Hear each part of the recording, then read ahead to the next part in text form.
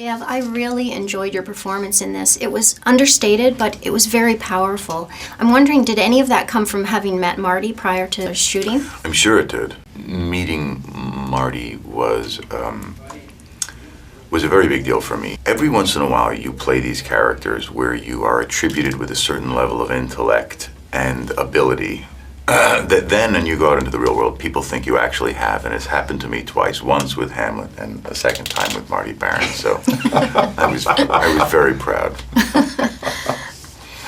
Marty, in the film, no one seems to be as invested in this story as you are. Was it frustrating getting everyone else on board? Well, this was, I was coming to this as an outsider, and I think that there was probably some, not necessarily resistance, but doubt as to whether there was a story here. Now, keep in mind that I wasn't really privy to what they were saying among themselves. So I had, to the extent that the people on the Spotlight team and others within the newsroom were talking about whether they should pursue this story or not pursue this story or what they thought of me, they weren't sharing that with me.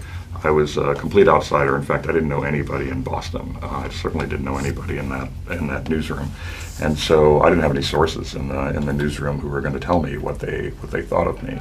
So to some degree, I was kind of clueless as to what the reaction was among the staff. Was there anything that was uncovered during the investigation that shocked you more than anything else? I think the big discovery in the investigation was just how pervasive the cover-up was and how long it lasted. You're talking about a cover-up that lasted at least half a century of hundreds of priests who were reassigned from one parish to the next, even though the cardinal and others in the hierarchy of the archdiocese knew that they had committed serial sex abuse. And I think that was shocking that anybody would allow that to take place, particularly a church. Yes. Liev, what was it about this project that made you say, yes, I definitely want to do this movie?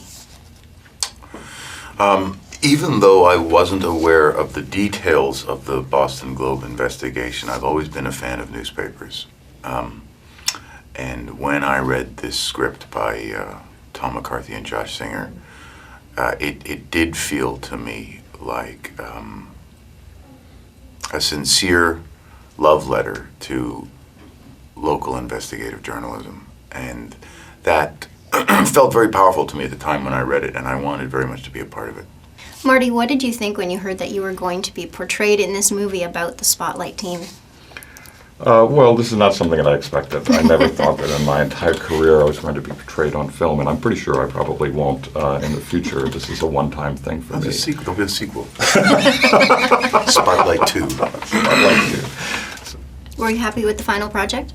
I'm ecstatic with it. I'm particularly gratified that it draws attention to investigative journalism and to good, in-depth local journalism. And I think that's critically important in this time. And to the degree that this film makes the public aware of how important this is, I think that's a great message to send. It's a fascinating film to watch, and all the performances are just so amazing. Liev, what is next for you? What projects can we see you in next? Well, I go back to Ray Donovan. I believe we've been picked up for a 4th season, and we're working on a story about, there's Pawn Sacrifices coming out, Ed Zwig's film about Bobby Fischer, and working on a story about Chuck Wepner, who was a New Jersey fighter who fought Muhammad Ali in 1975 and then kind of became wrapped up in the exhaust of the Rocky movie. Are you playing the boxer?